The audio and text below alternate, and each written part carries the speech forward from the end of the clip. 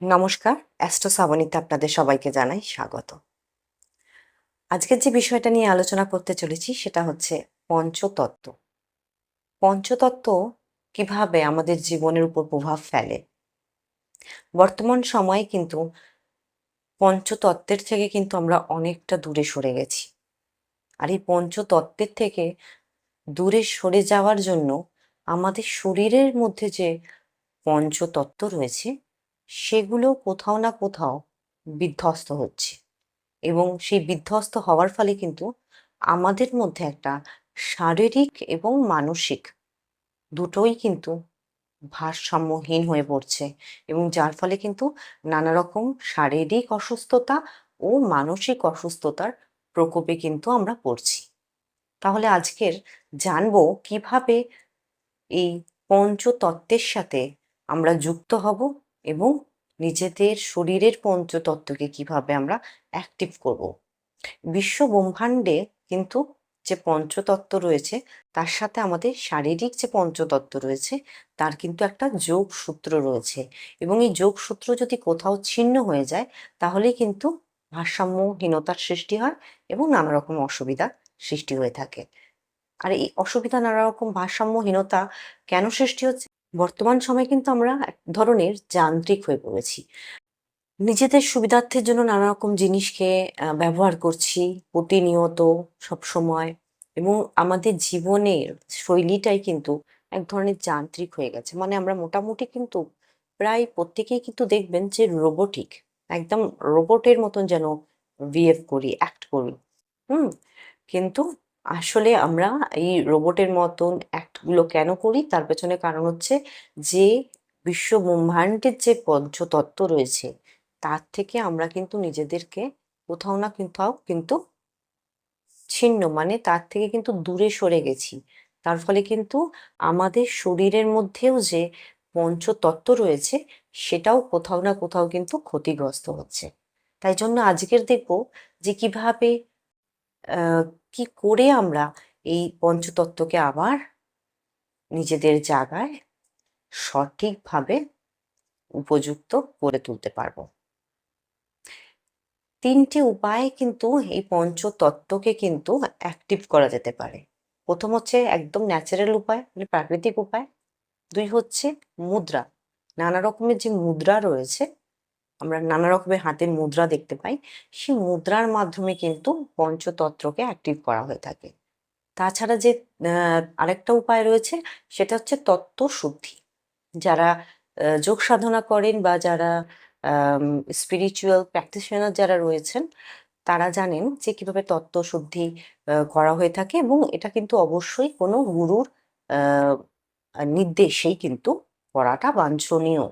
কেন এখানে এটার মধ্যে অনেক রকমের জিনিস রয়েছে, স্টেপ বাই স্টেপ।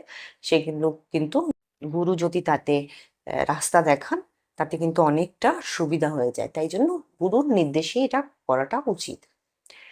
আজকের আমি যেটা নিয়ে আলোচনা করব সেটা হচ্ছে প্রাকৃতিক উপায়, ন্যাচারাল উপায়ে কিভাবে আমরা আমাদের পঞ্চতত্ত্বকে অ্যাক্টিভ করতে পারি। পঞ্চতত্ত্বের মধ্যে কি কি তত্ত্ব রয়েছে সেটা মোটামুটি সবার আমাদের জানা। যেমন হচ্ছে অগ্নিতত্ত্ব, বায়ুতত্ত্ব, আকাশতত্ত্ব, পৃথিবীতত্ত্ব, জলতত্ত্ব। এই তত্ত্বগুলো কিন্তু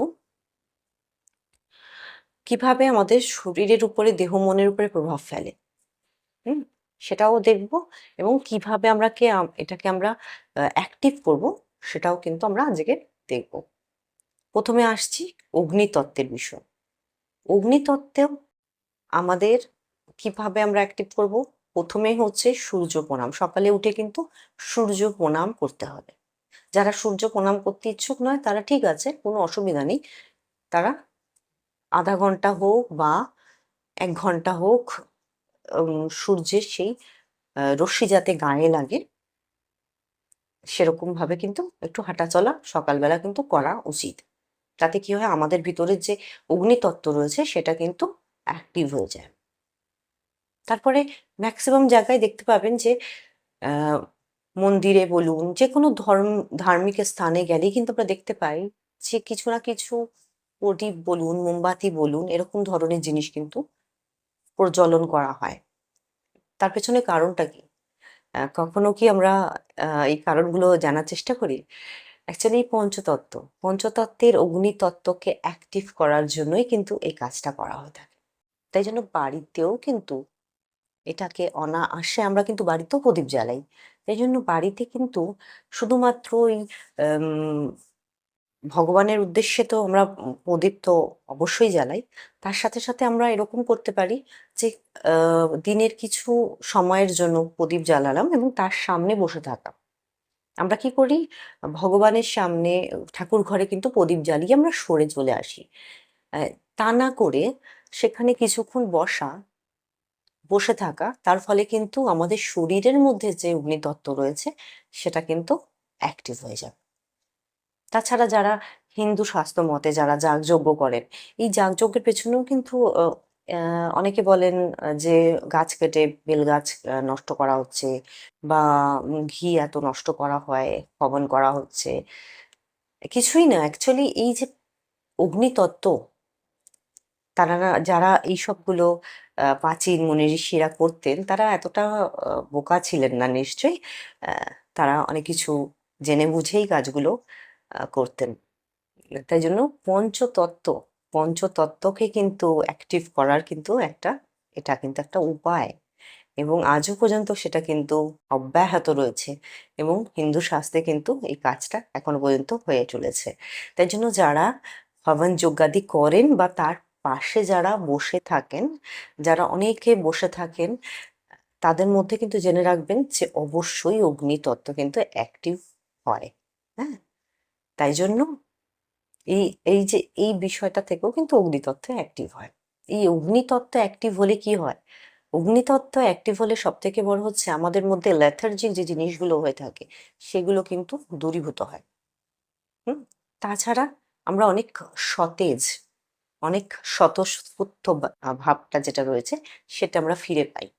তাছাড়া নানা রকমের রোগ প্রতিরোধ করার ক্ষমতা কিন্তু আমাদের মধ্যে কিন্তু বেড়ে যায়। তাহলে অগ্নিতত্ত্বের অনেক কাজ রয়েছে, অনেক ফাংশন রয়েছে। অ্যা কিন্তু বর্তমানে মানুষ কিন্তু আর রোদে বেরোতে গেলে কিন্তু ভয় পান।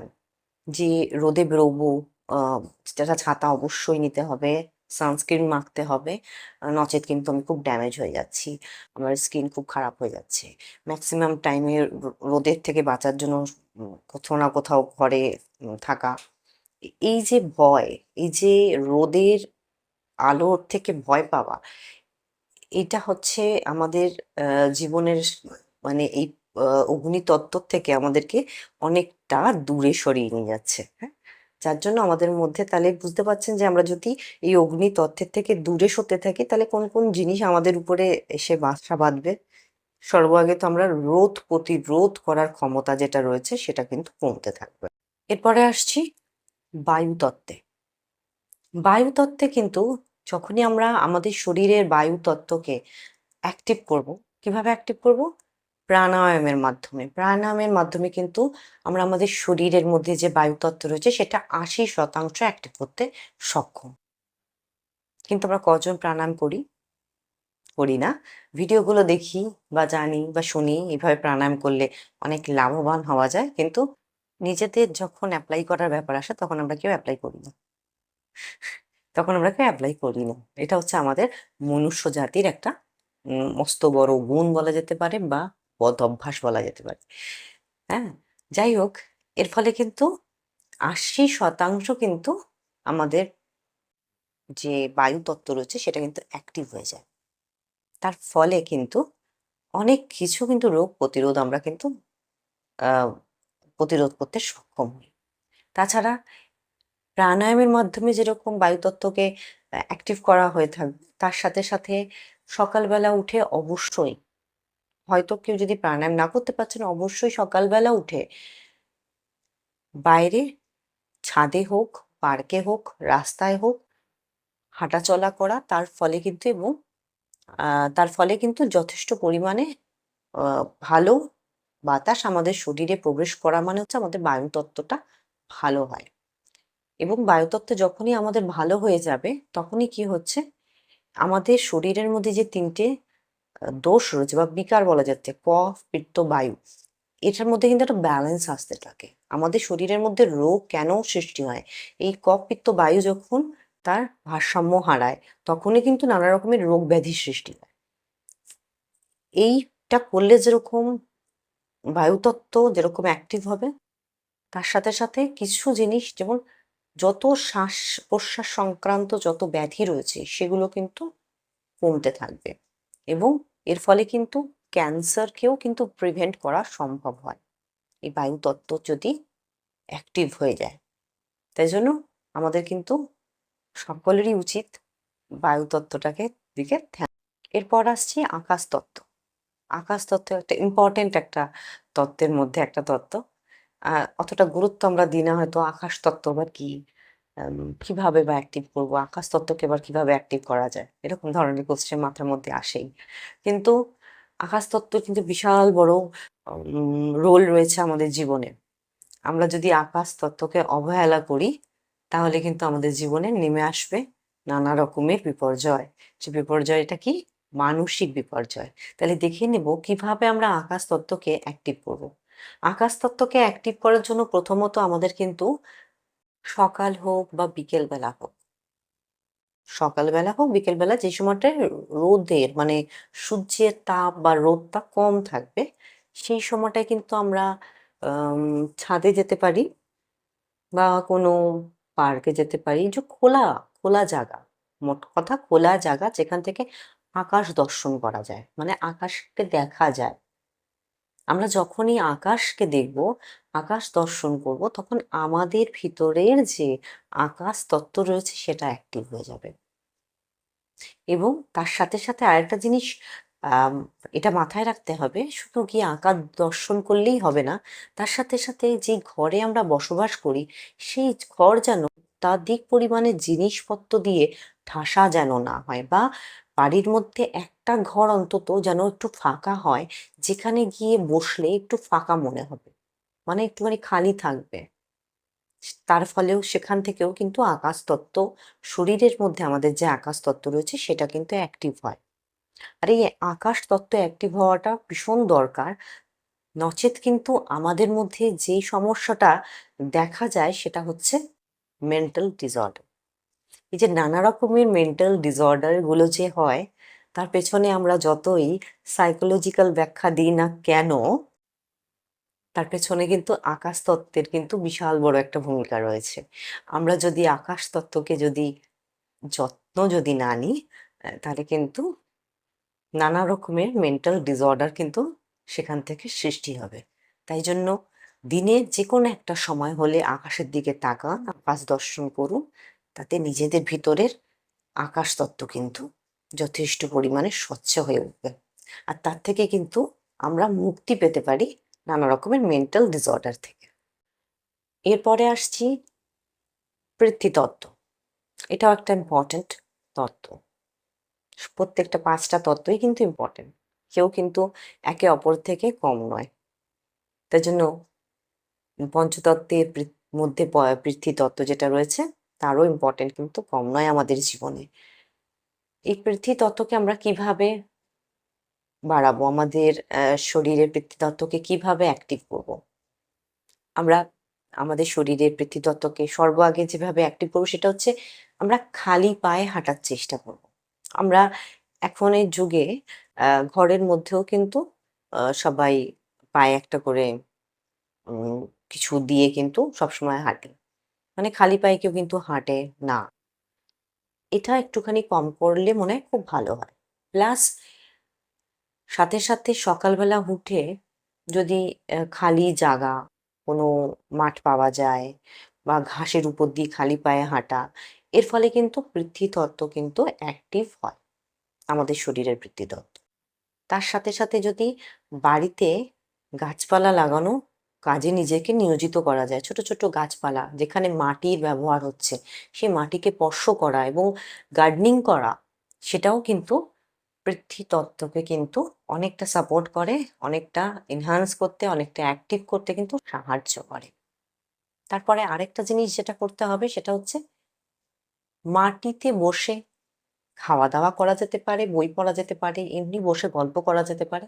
কিছুটা সময় হলে মাটিতে বসা, মেঝেতে বসা, তাতে কি হয় আমাদের পিতৃতত্ত্ব কিন্তু শরীরে অ্যাক্টিভ হয়। এবার এখানে অনেকের মনে কোশ্চেন আসতে পারে, আমার তো হাঁটু ব্যথা বা আমার তো পায়ে ব্যথা, কিভাবে মাটিতে বসবো? উনি তো বলছেন আমাদের মাটিতে বসার কথা, কিন্তু আমরা তো মাটিতে বসতে পারবো না। আমাদের তো অনেক প্রবলেম রয়েছে, আমরা চেয়ার টেবিল ছাড়া বসতেই পারি না, এরকম ধরনের। এই যে আমরা চেয়ার টেবিল ছাড়া বসতে পারি না, আমাদের হাঁটুতে ব্যথা বা কোমরে ব্যথা বা অন্য জায়গায় ব্যথা, এটা ব্যথা অবশ্যই রয়েছে, সেটা অস্বীকার করার কথা নয়। কিন্তু এটাতে ভয় পাওয়ারও কোনো কারণ নেই। কেন, আমরা যখন প্রকৃতির উপর নির্ভর হয়ে পড়ব, প্রকৃতি কিন্তু আমাদের সম্পূর্ণরূপে আগলে রাখবে। আমরা কিন্তু প্রকৃতির উপর নির্ভর হতে পারি না, তাই জন্যই কিন্তু আমরা সবসময় বিপদের সম্মুখীন হই।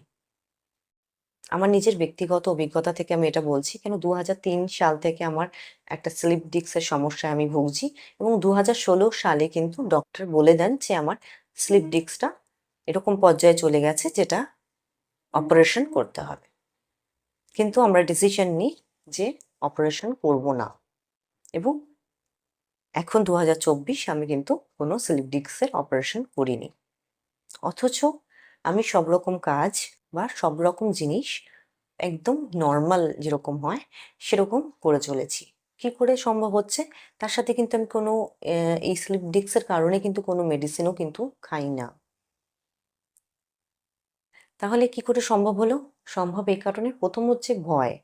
ভয়টাকে কিন্তু কাটিয়ে ওঠাটা ভীষণ দরকার, যে আমি পারবো না, আমি হাঁটতে পারবো না বা আমি কোমর নিয়ে বসতে পারবো না, এই ভয়টা সর্বাগে বের করাটা ভীষণ দরকার। এটা যদি না বের করা হয় তাহলে কিন্তু সম্ভব নয়। সর্বাগে ভয় বের করা, তার সাথে সাথে যোগাভ্যাস করা, এবং তার সাথে সাথে মাটিতে অল্প অল্প করে বসাটা প্র্যাকটিস করা, তাহলেই কিন্তু সম্ভব। কেননা মাটিতে পিতৃতত্ত্ব যদি আমাদের অ্যাক্টিভ হয়, আমাদের শরীরের মধ্যে যত মাংসপেশি রয়েছে এবং হাড় রয়েছে, হাড় সংক্রান্ত বিষয় এবং মাংসপেশি সংক্রান্ত বিষয় কিন্তু সবল হয়। হ্যাঁ, সবল হয়, আরো বেশি সেগুলো মজবুত হয় পিতৃতত্ত্ব থেকে। তাই জন্য আমি আমার জীবনে এটা অ্যাপ্লাই করে আমি নিজে দেখেছি যে সত্যি এটা হয়। কেননা আমি দিনের কিছুটা সময় আমি কিন্তু মানে একদম নিচে বসে পড়ি। সকালবেলা, বিশেষ করে সকালবেলা উঠে যখন জল খাই বা কিছু, সেটা নিয়ে আগে নিচে বসে পড়ি। যেহেতু বিছানায় অনেকক্ষণ শোয়া হয়, তারপরে কিন্তু সর্বাগে মাটিতে বসি। তারপরে অনেক কিছু মেডিটেশন রয়েছে, যোগা রয়েছে, অনেক কিছু আরো কিছু রয়েছে। সেগুলোর ক্ষেত্রেও কিন্তু মাটিতে বসেই করতে হয়। তাই মাটিতে বসি। কখনো কখনো পোষ্য যারা রয়েছে তাদের সাথে খেলাধুলো বা কিছু করার জন্যও মাটিতেই সবকিছু। তাহলে মাটিতে মেঝেতে বসাটা কিন্তু ভীষণ দরকার। যেন ভয় কাটিয়ে উঠে মাটিতে কিছুটা সময় কিন্তু অতিবাহিত করতে হবে মেঝেতে। তার ফলে কি হয়?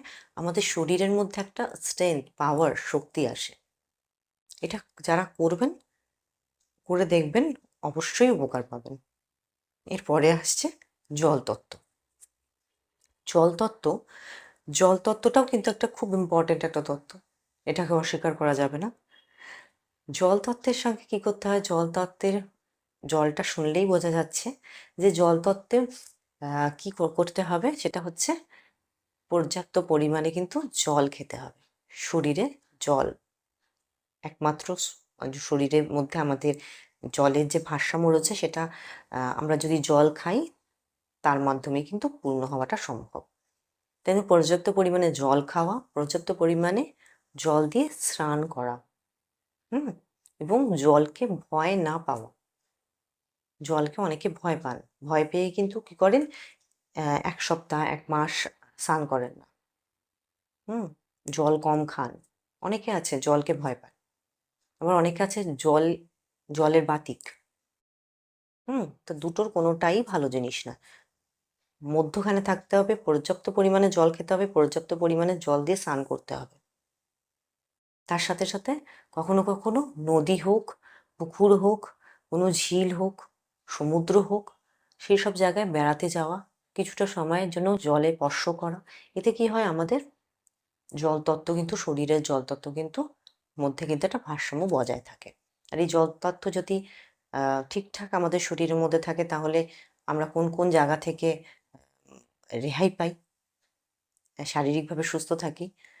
যাদের বমিটিংয়ের একটা টেন্ডেন্সি রয়েছে, অম্বলের টেন্ডেন্সি রয়েছে, হ্যাঁ, তারপরে যাদের হজম শক্তি ঠিক মতন হয় না, এই এই জলতত্ত্ব যদি সঠিকভাবে অ্যাক্টিভ হয়ে যায় তখন কিন্তু এই জিনিসগুলো কিন্তু কমতে থাকে। তাই জন্য এইভাবে কিন্তু আমরা আমাদের পঞ্চতত্ত্বকে প্রাকৃতিক উপায়ে কিন্তু একটা রূপ দান করতে পারি, যার মাধ্যমে আমরা মানসিক এবং শারীরিকভাবে সুস্থ থাকব।